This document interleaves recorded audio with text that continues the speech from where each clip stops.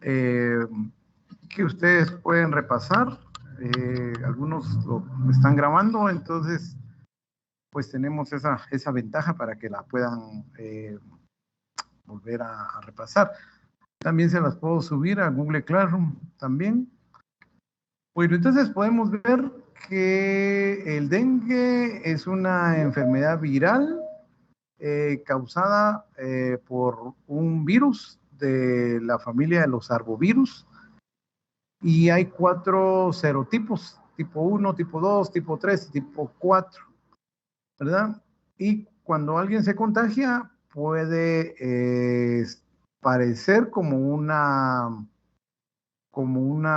pequeña gripe únicamente, ¿verdad? Un síndrome viral así, o también en algunas otras personas sí pueden tener toda la sintomatología del dengue clásico, con dolores articulares, fiebre, rash, etcétera. Y también hay otro aspecto en el paciente contagiado, que también puede tener el dengue hemorrágico, ¿verdad? Que incluso lo puede llevar a un shock hipovolémico y hemorrágico y puede llevarlo a la muerte. Entonces, el dengue clásico, el dengue, el que habíamos mencionado, el solo viral o indiferenciado, sí puede pasar desapercibido. Yo creo que es como el COVID, que algunos ni se dan cuenta que tienen, o solo un poquito de molestia, de dolor de garganta. Entonces, luego tenemos el dengue clásico. El dengue clásico, pues va a haber fiebre, por un periodo de 5 a 7 días, el dolor de cabeza intenso, los dolores en los ojos, dolor en la parte posterior de los ojos, dolores articulares, que es lo típico, dolores musculares, y va a haber un rash o una erupción. Ese sería el dengue clásico. Y luego tenemos el dengue hemorrágico.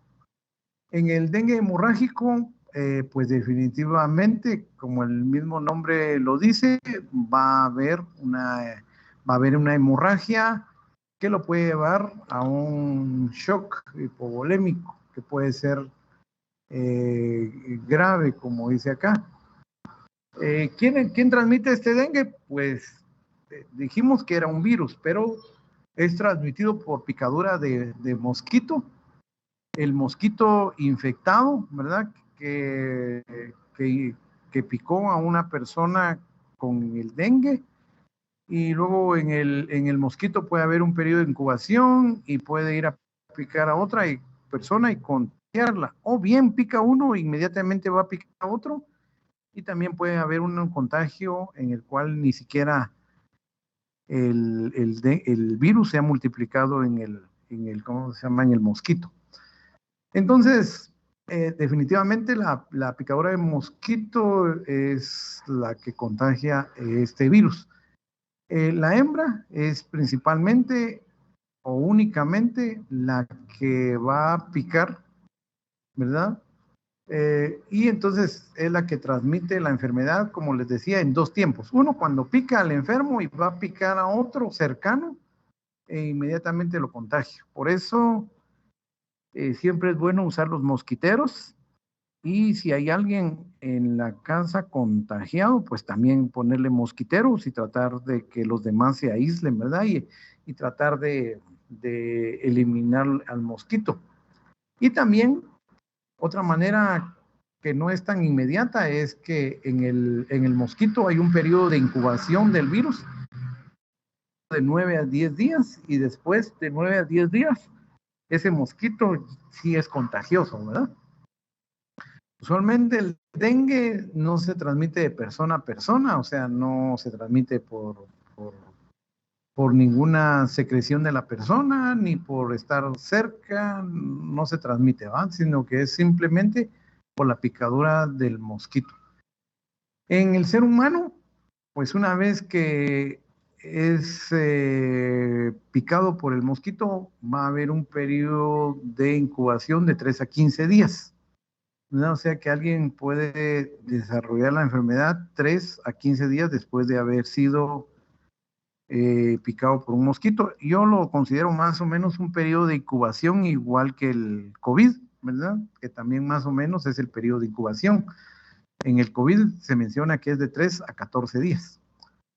Y luego, ya la persona enferma, pues vuelve a infectar a los mosquitos, ¿verdad? Que puede infectarlo incluso un día antes de que esta persona tenga alguna sintomatología. Bueno, aquí vamos a ver algunas características del mosquito y del virus. El mosquito macho, pues se alimenta de néctar de flores, pero la hembra, esta sí se alimenta de sangre humana, ¿verdad? Porque la sangre le sirve para madurar los ovarios y facilitar el desarrollo de los huevos. Luego la hembra empieza a colocar huevos. Estos huevos en donde los coloca pueden durar hasta 8 meses, pero cuando tienen ya contacto los huevos con el agua es que empiezan a desarrollarse. Usualmente es una enfermedad de clima tropical porque el mosquito, pues de hecho no lo encontramos en alturas mayores de 2000 metros, ¿verdad?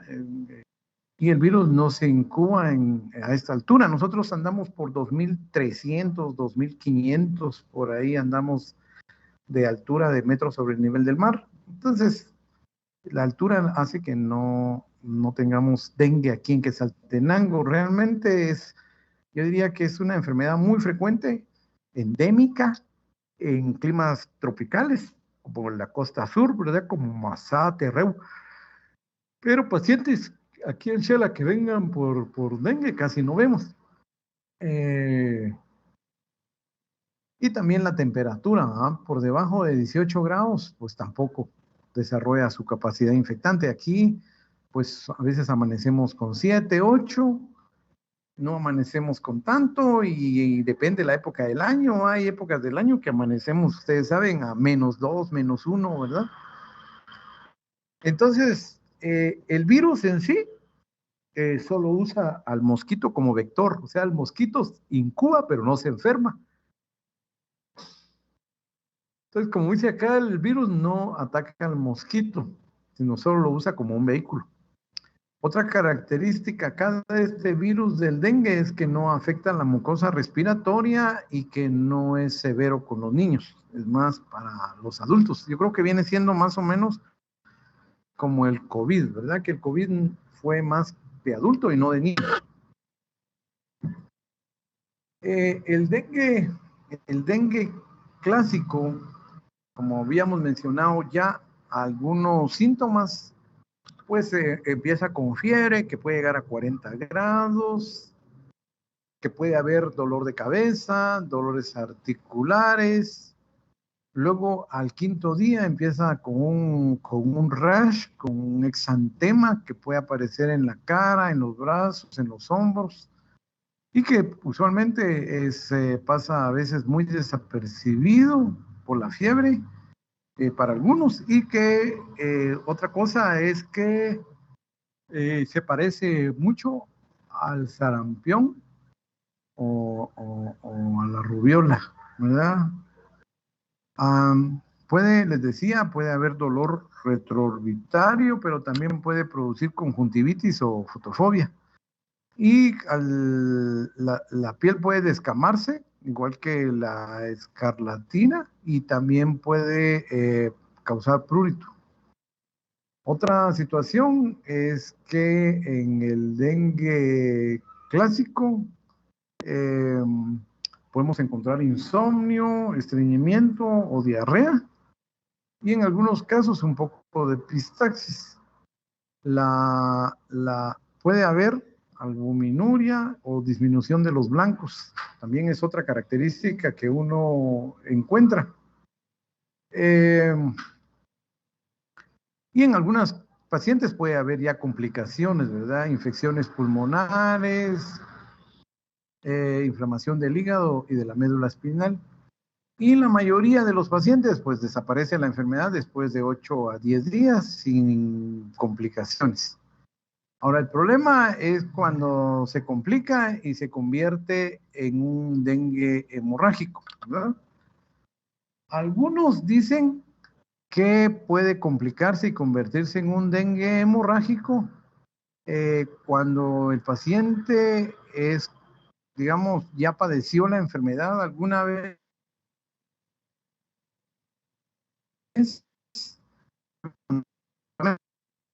principalmente cuando es otro serotipo de virus. Entonces, es cuando se considera que puede convertirse en un dengue hemorrágico. Entonces, eh, aquí dice que el dengue hemorrágico se va a presentar en estos lugares que les decía de la costa donde el dengue es endémico y usualmente después que el paciente lleva algunos días del dengue y que empieza con los problemas clásicos de articulares, ya empieza este paciente y uno empieza a ver que empieza a tener equimosis, epistaxis, petequias, o ya empieza a haber sangre en heces o en orina. Hay dolores abdominales.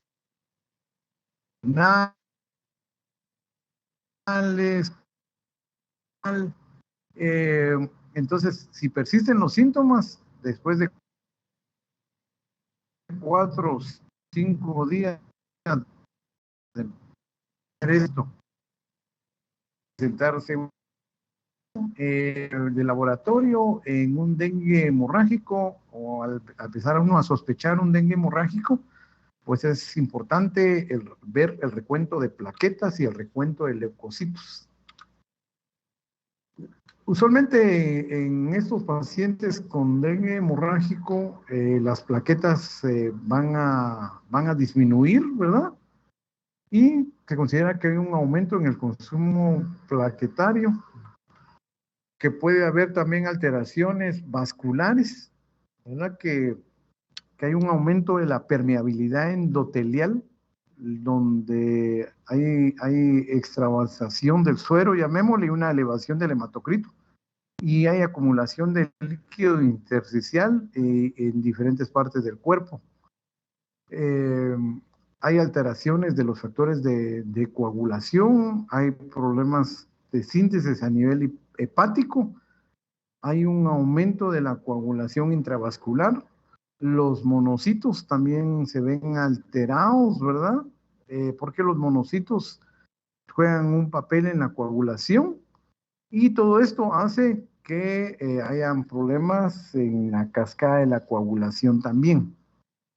Los signos que alarman cuando hay un dengue clásico y uno dice, hola, se puede convertir en el dengue hemorrágico, es cuando tenemos el diagnóstico de dengue, pero el paciente empieza, como les decía, con dolor abdominal, con hepatomegalia, con vómitos, pues de hecho, derrame pleural, se le ve pálido, pues son algunos de los síntomas que a uno le puede hacer pensar que está empezando con un problema de dengue hemorrágico.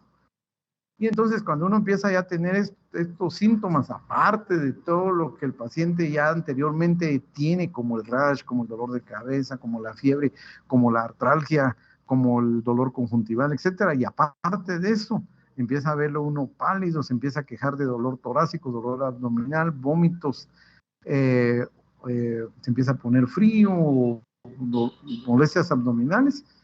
Entonces ya uno empieza inmediatamente a hospitalizarlo para hacer las pruebas de coagulación intravascular, pruebas de dímero, pruebas de plaquetas, ¿verdad? Eso es lo que corresponde hacer.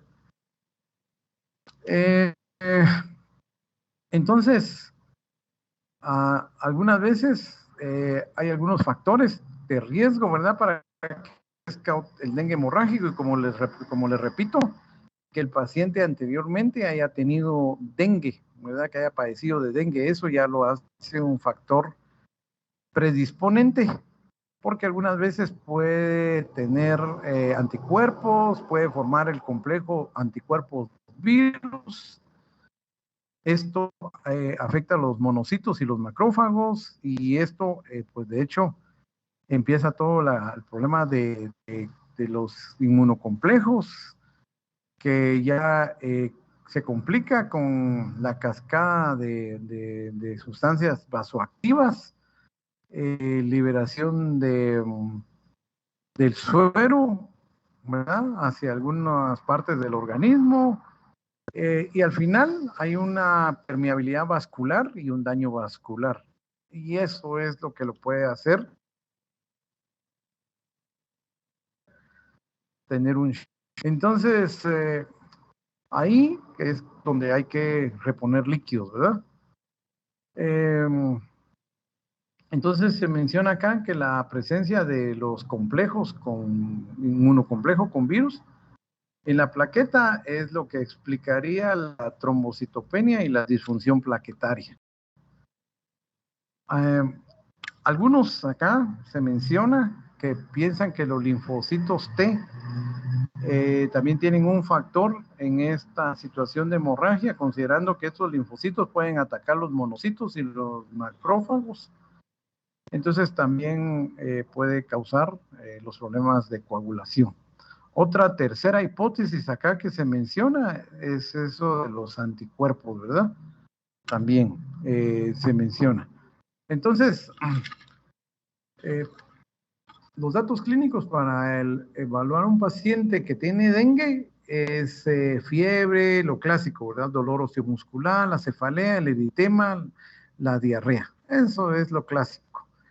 En el niño, pues el exantema, si es pequeñito, el llanto, y uno puede descartar sarampión, rubiola, escarlatina, simplemente una gripe o paludismo, ¿verdad?, que es muy común en el área tropical.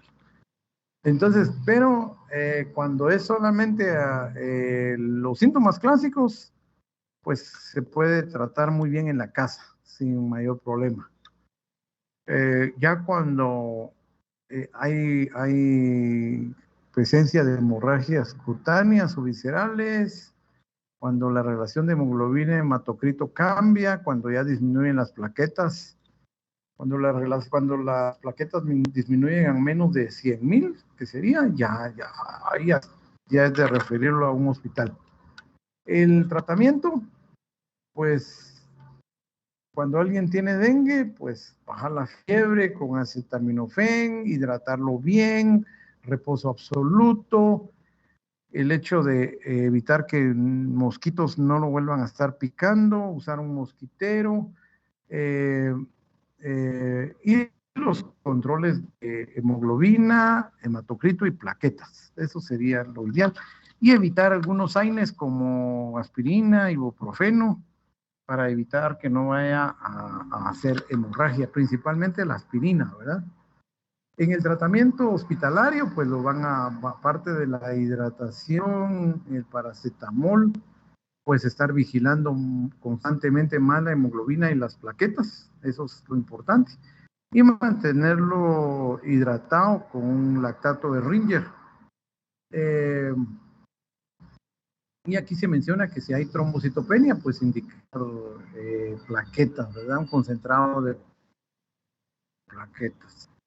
Eso sería en relación al dengue, pero usualmente le damos un vistazo a dos enfermedades más que tienen demasiado parecido porque se contagian igual que el virus, se contagian, son enfermedades virales, se contagian por mosquito, el tratamiento también es el mismo, la sintomatología es casi la misma, entonces son dos enfermedades más, que sería el chikungunya y el Zika, ¿verdad? Son las otras dos enfermedades que también vemos. Entonces, cuando hablamos del chikungunya, pues es una enfermedad también transmitida por los mosquitos, ¿verdad? Y aquí dice que este término de chikungunya significa doblarse, ¿verdad? Por el paciente, la sintomatología de doblarse ante el dolor articular. Los síntomas también, si ustedes se van dando cuenta, son dolores articulares, la fiebre, dolor de cabeza, las náuseas, erupción cutánea, los dolores articulares. Es muy, muy parecido, ¿verdad? Muy, muy parecido también al dengue. El periodo de incubación de 3 a 7 días, un poquito más corto que el dengue, y de 3 a 10 días dura la enfermedad, ¿no? Se considera que hay un porcentaje, hasta un 28% de personas que tienen dengue y que no tienen ninguna sintomatología, o sea, son asintomáticos. Es algo que es muy importante mencionarlo. La mayoría de estos pacientes se recuperan completamente, pero hay algunos pacientes en que el dolor articular puede llegar a quedarse meses de meses. Incluso hay pacientes que dicen, tengo chikungunya, tengo. Tal vez ya pasó, pero le sigue doliendo las articulaciones. Y eso es algo que también en determinado momento se ha visto con el COVID. Con el COVID se ha visto que puede resecar articulaciones, puede causar dolores articulares. Entonces, yo a veces le veo cierto parecido también en alguna sintomatología, también entre el chikungunya o el dengue y el COVID. Y en otros, pues que puede pasar, como decimos, asintomáticos o síntomas muy leves. La transmisión, el mosquito, definitivamente, ¿verdad? Que sería el diagnóstico, pues igual que el dengue, se pueden hacer pruebas de laboratorio buscando anticuerpos por el método ELISA, buscando anticuerpos IgG e IgM, ¿verdad? Entonces, aquí se menciona que las concentraciones de IgM se registran entre 3 y 5 semanas después de la enfermedad, la IgM. Y la IgG es lo primero que uno encuentra, ¿verdad? El tratamiento, les decía, es el mismo. Hidratar bien al paciente, darle acetaminofén, no usar aspirina, y para estos no hay vacuna. Luego otra enfermedad también transmitida por el virus, también transmitida por el mosquito, es el Zika, ¿verdad? Ese es un flavivirus. El mosquito siempre, el Aedes aegypti es el transmisor, pero también el Zika tiene algo más, que no solo lo transmite el mosquito, sino el ser humano puede transmitírselo a otro ser humano a través de transfusiones de sangre, de la madre al niño que nace, también lo puede transmitir, y se puede transmitir por relaciones sexuales. Entonces también puede tener una transmisión sexual. Los síntomas son muy parecidos al dengue, que es fiebre, erupción cutánea, conjuntivitis, dolor retroorbitario, dolores articulares, cefalea. O sea, si ustedes se dan cuenta, son prácticamente muy parecidos, ¿verdad? Y los síntomas pueden durar entre 2 y 7 días. Esa es una gran diferencia porque yo he visto pacientes que han tenido Zika y que un día se ponen malos, al otro día lo llevan con el médico y ya en la tarde está bien. ¿Por qué? Porque muchas veces la enfermedad solo dura 2 días. Entonces, en lo que lo llevan al médico el otro día y sale del médico y ya el médico milagroso lo sanó, ¿verdad? Pero era el tiempo que iba a durar la enfermedad. Entre las complicaciones que tenemos en el Zika, tenemos el Guillain-Barré, ¿verdad? Que también puede darse como una complicación, a, al igual que en algunos pacientes con COVID, también se ha visto esa complicación del Guillain-Barré, porque se considera que muchas veces el cuerpo ataca el sistema nervioso. y entonces empieza a producirse este síndrome que consiste en una parálisis que empieza desde miembros inferiores y va subiendo hasta llegar a nivel del tórax y paraliza la respiración, con lo cual es una enfermedad letal. Pero también en madres embarazadas que están embarazadas y que se contagian del Zika, uno de los riesgos es el problema neurológico que causa a nivel del feto.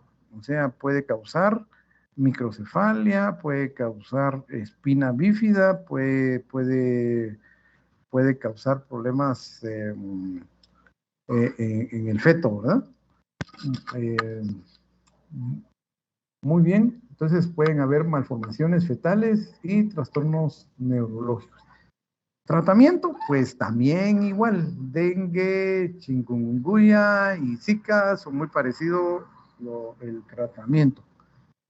¿Qué recomendamos? Líquidos, reposo, acetaminofén, evitar la aspirina y como se transmite también por relación sexual, también se recomienda evitar las relaciones sexuales durante unas 4 semanas después de que una persona tenga sospecha de tener el Zika. Pero sí han habido muchos casos de niños que han nacido con el problema de microcefalia. Entonces se considera que probablemente en el futuro tengamos una vacuna contra el Zika. Muy bien, aquí terminamos. Esta es una clase bastante corta, lo digo yo. No sé si ustedes tienen alguna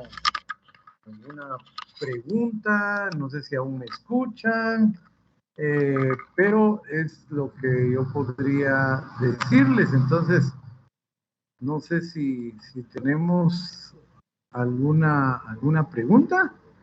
Les quiero dejar el tiempo y pues si no, que lo haya grabado, qué bueno, para podérselo compartir a los compañeros que están en el Congreso.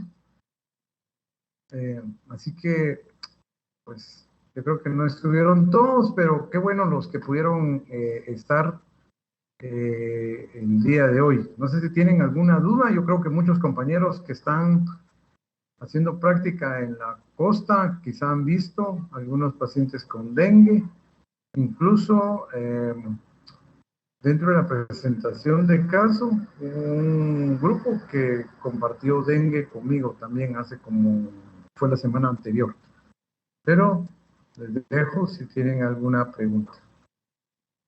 Si no tienen nadie ninguna pregunta, pues no sé qué hora es. Vamos a ver, tengo las 3:04. Como les decía, es una clase cortita de media hora. No ampliamos mucho. Pero si no hay preguntas, que tengan una buena tarde. Feliz tarde, doctor. Gracias, doctor. Feliz tarde. Muchas gracias, doctor. Feliz Tengan tarde. buena tarde. Tengan buena tarde todos. Feliz tarde, doctor.